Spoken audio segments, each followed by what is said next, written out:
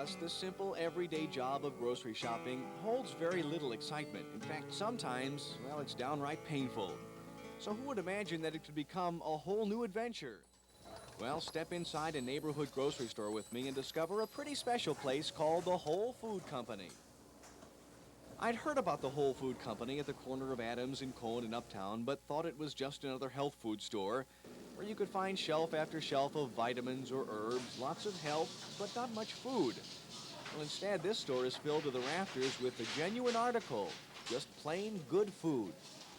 In an age of giant supermarkets, synthetic foods, and computerized checkouts, you seldom find what the neighborhood grocery used to have, congeniality, and lots of folks who seem to thrive on working in the store, like Christy here. Smoked cheese, this is a Brother Basil. It's a part skim milk cheese, and it's a naturally smoked cheese, so there are no artificial anything in it.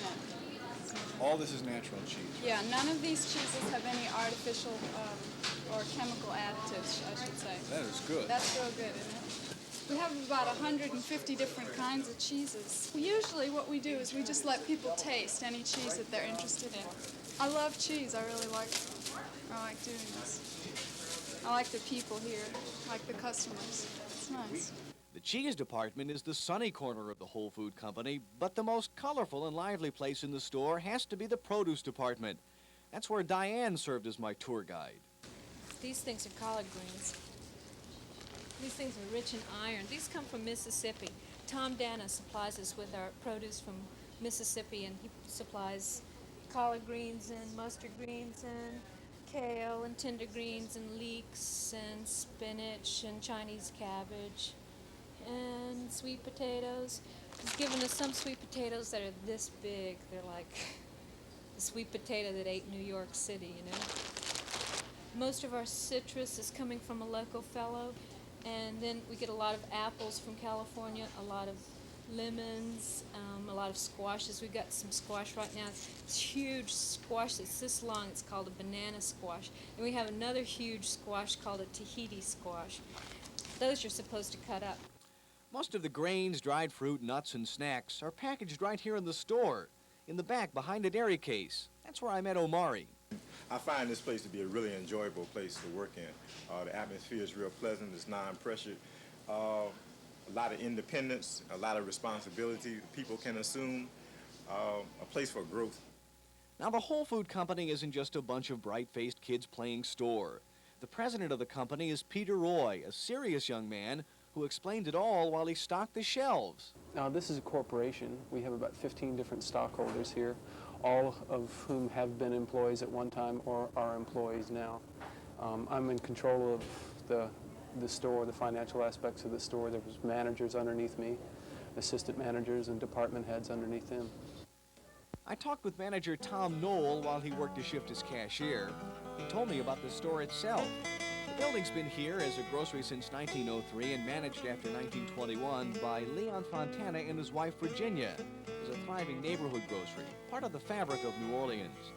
And he explained why the store has such a warm, cheerful feeling. I think it has a lot to do with the love that grew out of this building too, because people were raised here, their families worked in the store, and they lived upstairs. I love this building. Love the space, a lot of light, and Virginia right in the back. There's more here than meets the eye. What is it? Well, it's Virginia.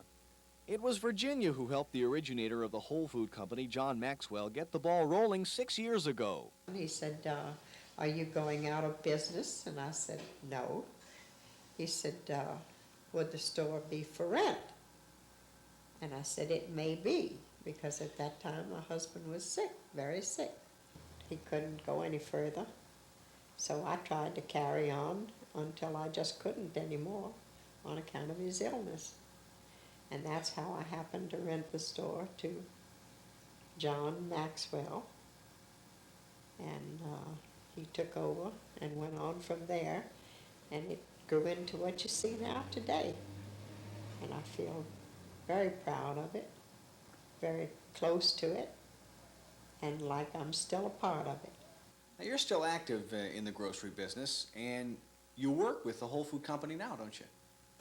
Well, we check the registers at night, and I keep a book, and we make the payroll now. That's been added recently. And I do as much as I can for them. Although Virginia is an old hand at the grocery business and is always there with advice or a helping hand, it seems she's done much more for the organization just by being herself. She's sort of like a mother to most of us. She makes birthday cakes for us, invites us in for dinner at the end of a hard day. She's a wonderful person. She means a lot to all of us. I can say without any reservations at all that we would not be where we are today without Virginia Fontana. She's just been a godsend for us, and it's been great because she does really good things for us, and the company is very good for Virginia. She's growing younger every year.